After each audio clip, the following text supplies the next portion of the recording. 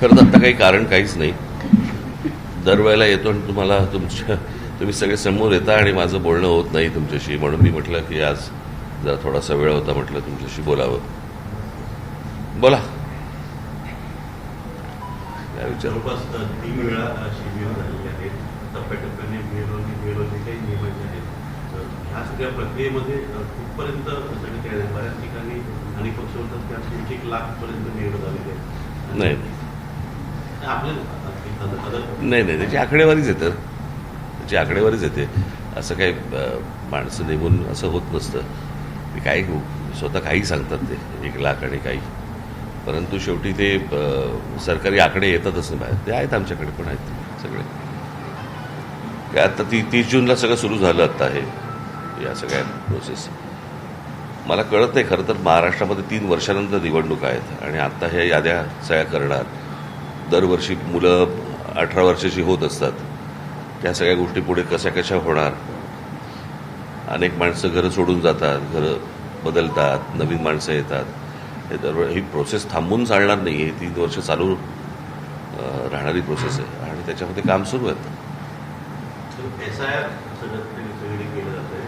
2000 आणि 2000च्या दरम्यान जी मतदान केले त्यांची नावं यादीत नसून त्यावेळी केलं असेल तर यावेळी नाही. ह्या सगळ्या गोष्टीचा SIRचा सगळ्यात मोठा फटका आज पश्चिम बंगालला, बिहारला, सगळ्या ठिकाणी बसला. पश्चिम बंगालमधनं जवळपास काहीतरी 27 लाख मतं ही काढली गेली काय. आणि आज ममता बॅनर्जींसारख्या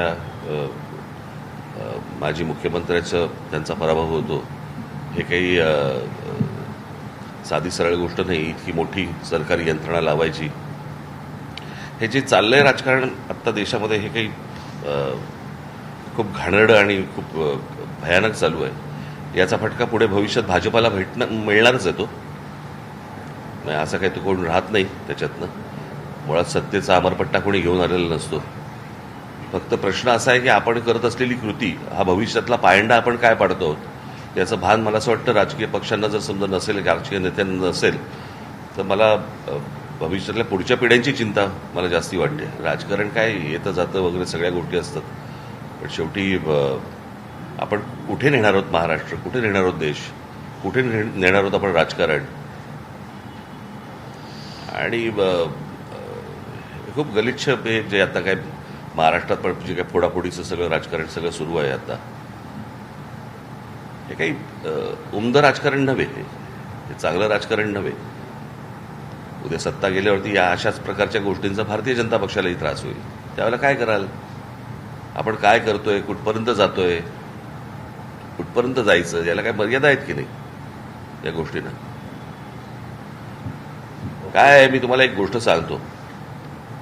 मी अनेकदा आमच्या लोकांना मी सांगत आलो, ज्या वेळेला आजपर्यंत जगात एखाद्या सत्ताधाऱ्यांनी त्यांचा विरोधक अथवा दुश्मन म्हणता येत नाही, पण दुश्मन विरोधक ज्या वेळेला संपवलेले आहेत, त्या वेळेला त्यांच्यात विरोधक आणि दुश्मन तयार झालेले आहेत आणि त्यांनीच त्यांना संपवलेलं आहे. ही प्रक्रिया भारतीय जनता पक्षामध्ये सुरू झालेली आहे.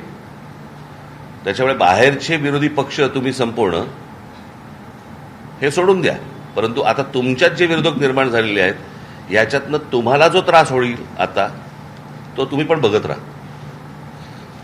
आणि हा जगाचा इतिहास आहे.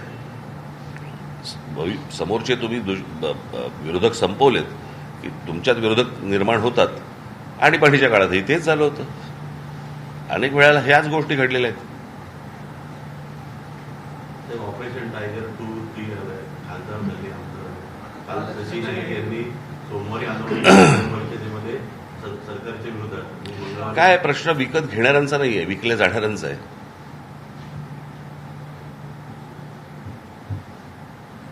हो की नाही? आता देहविक्रीला जर समजा हे तयारच असतील तर गिराईक आहेतच. आणखी 14 आमदारांनी त्यावरून सर्व्हिस ते घाणेरडं चालू आहे मुळात. हे कुठच्या प्रकारचं राजकारण सुरू आहे आणि हे मला असं वाटतं यामध्ये लोकांमध्ये जर समजा तुम्ही जाताच, पत्रकार म्हणून जाताच, लोकांमध्ये संताप आहे या गोष्टींचा. म्हणजे लोकांनी उन्हातानात उभं राहायचं, लाईट बंद कर रे तुझा, लाईट बंद कर तुझा. एवढ्या लाईटमध्ये तुझं एवढासा काजवा काय टिप करतो रे मोबाईलचा.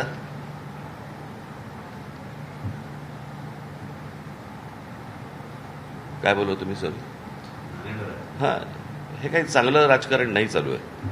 आणि याचा भविष्यात आत्ता जे काही भारतीय जनता पक्ष पायंडे पाडतंय काय, हा मी मागे पण म्हटलं होतं की ते आपण पत्त्याचा बंगला करायचं ना पूर्वी पत्त्याचा, तसा हा उलटा आहे.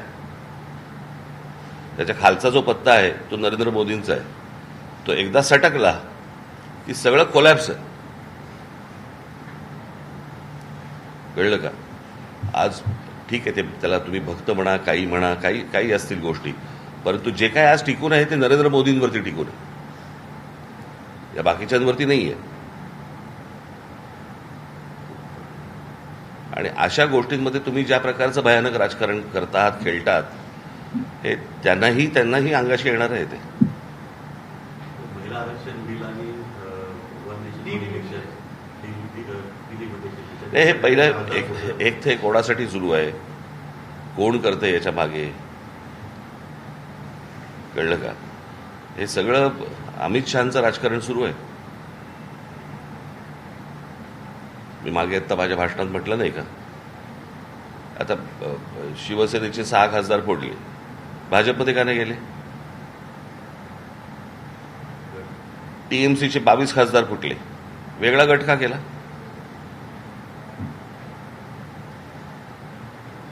उद्या जर मला त्याच्यावरती दावा सांगायचा असेल पंतप्रधान पदावरती, तर मला हे बाहेरून मला लोक, जर आतमध्ये विरोध झाला तर मला हे बाहेरून लोक मतदान करतील किंवा पाठिंबा देतील.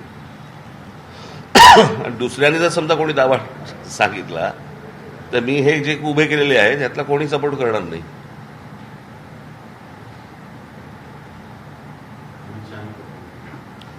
नाही, मी मगाशी म्हटलं ना, ज्यावेळेला तुम्ही समोरचे ज्यावेळेला विरोधक संपवता त्यावेळेला विरोधक हे तुमच्या दुश्मन तुमच्यातच तयार होतात. ते चित्र आता तुम्हाला महाराष्ट्रात आणि देशात सर्व ठिकाणी तुम्हाला दिसेल, अगदी खालपर्यंत दिसेल तुम्हाला. बेधुंद सत्ता ज्या वेळेला येते त्यावेळेला माणसं अशी वागायला लागतात.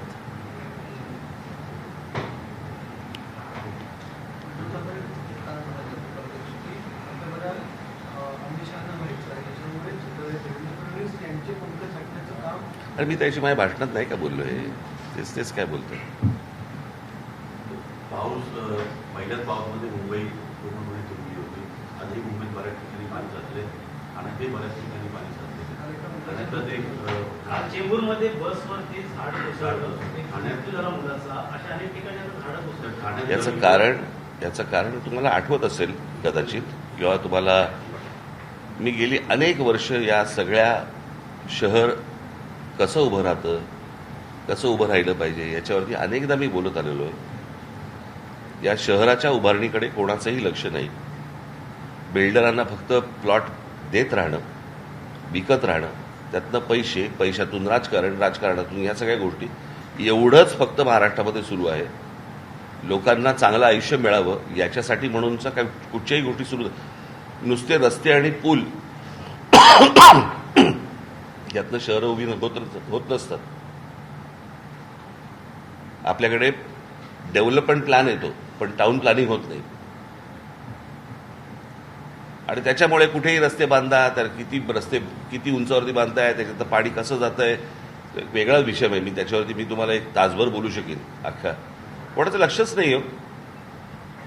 फोडाफोडीचं राजकारणाचा पैशामधलं राजकारण एवढंच फक्त सुरू आहे महाराष्ट्रामध्ये आणि देशामध्ये. निवडणुका. येणाऱ्या काळात सिमेंटच्या जंगलातच आपल्याला राहायला लागेल का? आता कुठे राहताय?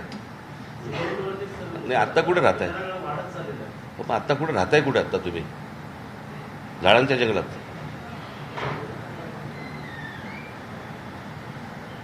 कारण याला काही आकार उखारच नाहीये, कोणाला माहितीच नाहीये काही. ठाण्याच्या वेगळी परिस्थिती आहे. दर पावसाळ्यामध्ये किमान 12 ते 15 झाडाची जुनी झाडे ती पावसाळ्यात पडतात आणि गेल्या 9 वर्षात 90 झाडं पडतील. काय करायचं त्याला? तरी विकास केला असं सांगितलं. तुम्हालाही दिसतोय. मांडा, चॅनल आहेत ना तुमच्याकडे, मांडा. चला सर, नागरिकांचा विरोध असताना चला बोलल्यावरती कंठ फुटला तुला हा? एवढा बघत बसला होता आपला. इंटरनल मेट्रो ठाण्यामध्ये सुरू झाली. नाही ठाण्याचा प्रश्न आहे ना विचार. राम मंदिराचा राष्ट्रपतींचा गैरव्यवहार समोर आला. काल लिहिलंय की मी त्याच्यावरती. टीईटीचे पेपर फुटलेले आहेत. त्याच्यावरती पण लिहिलं.